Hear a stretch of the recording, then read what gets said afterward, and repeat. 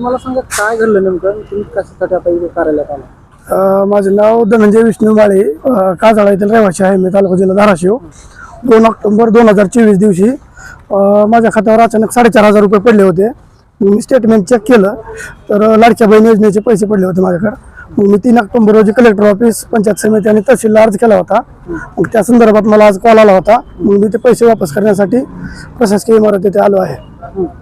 काय भावना तुमचे पैसे वापस करण्याची? नको सर, आपल्याला लाडक्या बहिणीचे पैसे लाडक्या भावाला येतात तर काय करायचं त्या पैशाला? आपल्याला आपले पैसे इमानदारीचे बाद झाले म्हणून आपण शासनाला पैसे वापस करत आहे.